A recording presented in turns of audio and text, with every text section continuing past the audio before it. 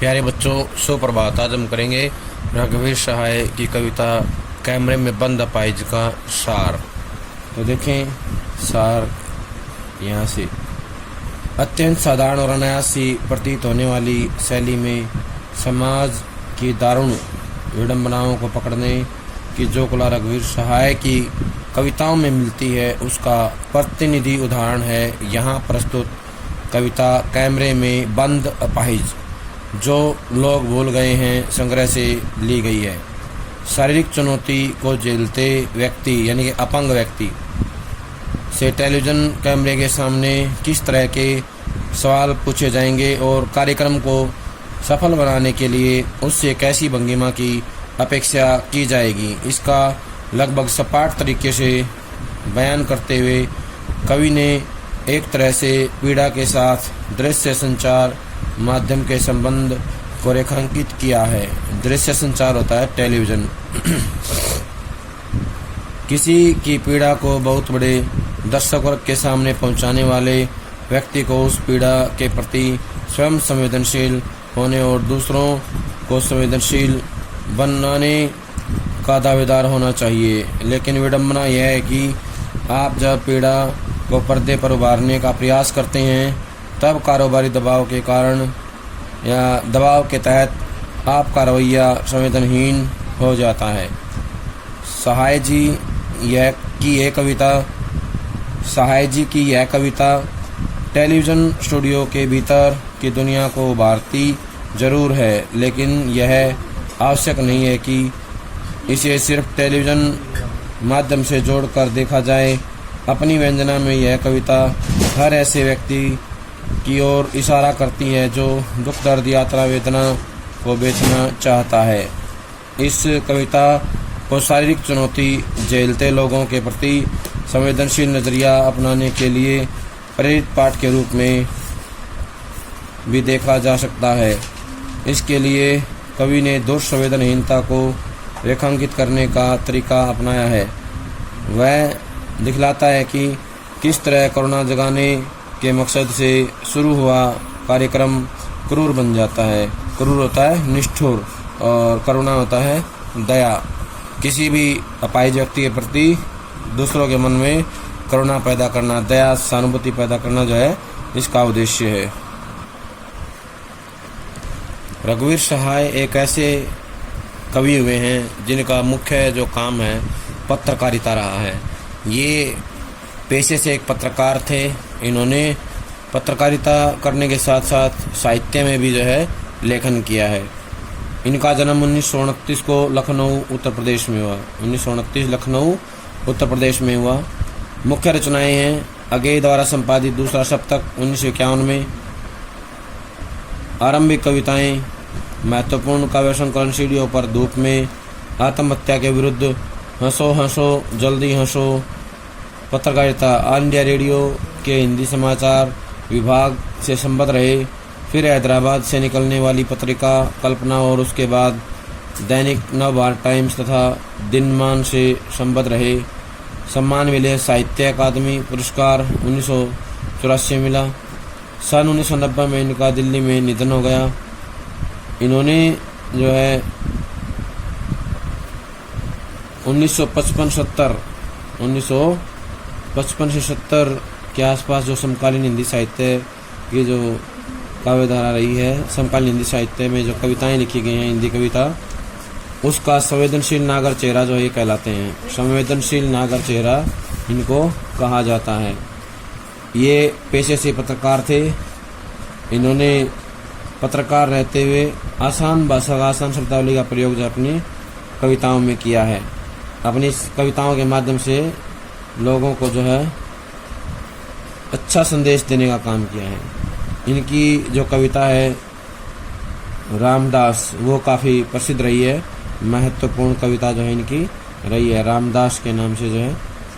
इन्होंने चंदानुशासन के लिहाज से अनुपम कार्य किया है। वे बातचीत की शैली में जो है लिखते हैं और जनता को समझ में आ जाए ऐसा वो लिखते हैं। संसद से सड़क तक जो है इन्होंने अपनी बात को कहने का काम किया है। कैमरे में बंद अपाहिज कविता का जो है अब हम सार करेंगे। हम दूरदर्शन पर बोलेंगे, हम समर्थ शक्तिवान, हम एक दुर्बल को लाएंगे एक बंद कमरे में। एक बंद कमरा होता है स्टूडियो। क्या होता है? स्टूडियो। उससे पूछेंगे तो आप क्या अपाहिज हैं? तो आप क्यों अपाहिज हैं? आपका अपाहिजपन तो दुख देता होगा। देता है। कैमरा दिखाओ इसे बड़ा बड़ा। हाँ तो बताइए आपका दुख क्या है? जल्दी बताइए वह दुख। बताइए, बता नहीं पाएगा। तो इसमें शब्दार्थ देखें। समर्थ, समर्थ होता है योग्य। क्या होता है? योग्य।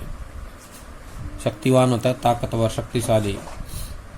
दुर्बल होता है कमजोर। दुर्बल क्या होता है? कमजोर।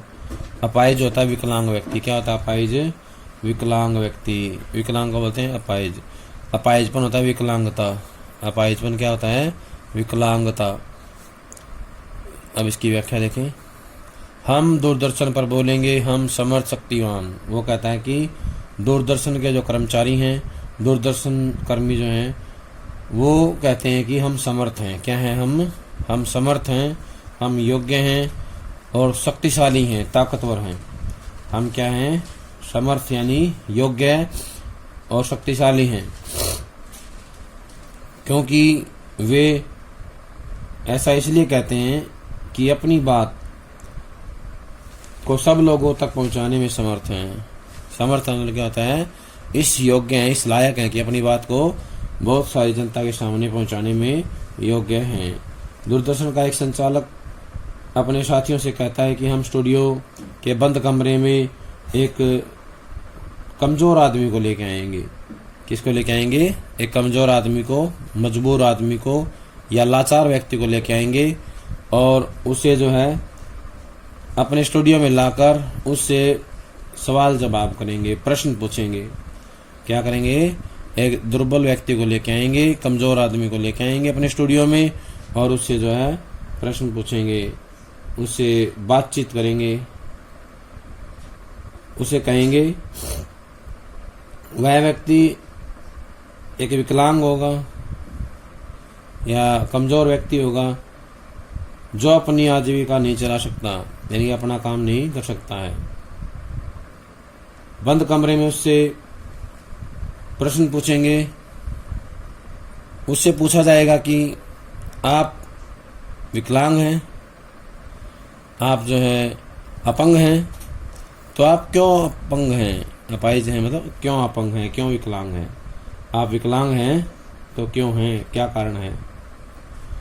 इससे पहले कि वह प्रश्न का उत्तर दे, इस पर हम एक और प्रश्न दाग देंगे, एक और प्रश्न पूछेंगे कि आप विकलांग क्यों हैं। हमारा ये प्रश्न बेतुका होगा और वह अपाहिज कुछ समय तक चुप रहेगा, कुछ नहीं बोल पाएगा। हम पुनः यानी दोबारा से वही प्रश्न पूछेंगे, आपको अपाहिज होना क्या सचमुच दुख देता है? यानी कि विकलांग होना वास्तव में ही दुखी करता है, दुख देता है, देता है। फिर हम पूछेंगे, क्या आपको वास्तव में दुख देता है? ये विकलांग होना दुखी करता है? कैमरा दिखाओ इससे बड़ा बड़ा। और हम अपने कैमरामैन से कहेंगे कि हमारी जो बातचीत है इसको कैमरे में जो है बड़ा करके दिखाएं। हाँ तो बताइए आपका दुख क्या है? इस प्रश्न के साथ ही दूरदर्शन संचालक अपने साथी को कहेगा कि अपाहिज जो दुखी है उसके चेहरे की पीड़ा को जो है थोड़ा सा और ज्यादा बड़ा करके दिखाए, लोग उसके दुखी चेहरे को आसानी से व ध्यान से देख सकें। विकलांग को पुनः उत्तेजित करके पूछा जाएगा, हाँ तो बताओ कि आपका दुख क्या है, कष्ट क्या है, आपकी पीड़ा क्या है? समय बीतता जा रहा है, हमें जल्दी से दुख के बारे में बताओ। अंततः या अंत में संचालक को लगेगा कि अपाहिज अपने दुख के बारे में कुछ नहीं बता सकता, तो फिर उसे कहेगा, फिर उसे प्रेरित करेगा कि जल्दी बताइए वह दुख बताइए। कहेगा कि आप जल्दी जल्दी बताएं, शीघ्रता से बताएं आपका वह दुख क्या है, कष्ट क्या है। बता नहीं पाएगा। हम उससे इतने प्रश्न पूछेंगे एक के बाद एक कि वो जो है अपने दुख के बारे में हमें कुछ नहीं कह पाएगा, कुछ नहीं बात कर पाएगा। अब हम करेंगे इससे जुड़े हुए प्रश्न के बारे में। प्रश्न नंबर 1 यही आएगा, कविता और कवि का नाम बताइए। कविता और कवि का नाम बताइए। तो बताएंगे, कविता का नाम है कैमरे में बंद अपाहिज, कवि का नाम है रघुवीर सहाय। रघुवीर सहाय। इस कविता के माध्यम से किस पर व्यंग्य किया है तो बताना है। इस कविता के माध्यम से दूरदर्शन कर्मियों की संवेदनहीनता पर व्यंग्य किया है और उनकी क्रूरता को दर्शाने का प्रयास किया है। ये लोग अपने कार्यक्रम को आकर्षक और प्रभावशाली बनाने के लिए विकलांगों की पीड़ा से खिलवाड़ करते हैं तथा उनसे बेतुके सवाल करके, यानी कि निरर्थक, बेतुके होता है निरर्थक सवाल करके उनकी भावनाओं से खेलते हैं या खेलने का जो है व्यापार करते हैं। अगला प्रश्न है, अपाहिज से पूछे गए प्रश्न क्या सिद्ध करते हैं तो बताना है। अपाहिज से पूछे गए प्रश्न ये सिद्ध करते हैं कि उनसे पूछे गए प्रश्न बेकार और व्यर्थ हैं। कैसे हैं? बेकार और व्यर्थ हैं, अर्थहीन हैं तथा जो अपाहिजों की संवेदना प्राप्त करने के स्थान पर उनकी पीड़ा का व्यापार करते हैं, उनका जो है पीड़ा को बेचने का काम करते हैं। समर्थ शक्तिवान लोग कौन हैं और वे दूरदर्शन पर निर्बल को क्यों लाते हैं तो बताना है। समर्थ शक्तिवान जो हैं दूरदर्शन कर्मी हैं। कौन है? दूरदर्शन कर्मी या दूरदर्शन के संचालक हैं। कौन है? दूरदर्शन के संचालक क्या हैं? समर्थ और शक्तिवान हैं। वे विकलांगों तथा दुर्बलों की पीड़ाओं को दर्शक के सामने रखकर अपने कार्यक्रम को इसलिए रोमांचित बनाते हैं ताकि वे अधिक से अधिक पैसा कमा सकें। अगला प्रश्न है, हम दूरदर्शन पर बोलेंगे,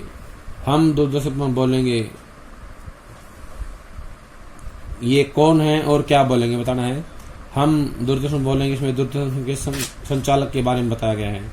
हम दूरदर्शन पर बोलेंगे, इसमें दूरदर्शन के संचालक की ओर बताया गया है और वो कहते हैं कि हम समर्थ और शक्तिवान हैं। क्या बोलते हैं वो? हम समर्थ और शक्तिवान हैं। इस काव्यांश में निहित व्यंग्य को स्पष्ट कीजिए तो बताना है। इस काव्यांश में कवि ने सिनेमा जगत तथा उन असमर्थ व्यक्तियों पर व्यंग्य किया है। सिनेमा जगत तथा उन असमर्थ व्यक्तियों पर व्यंग्य किया है जो अपनी विकलांगता को बेचना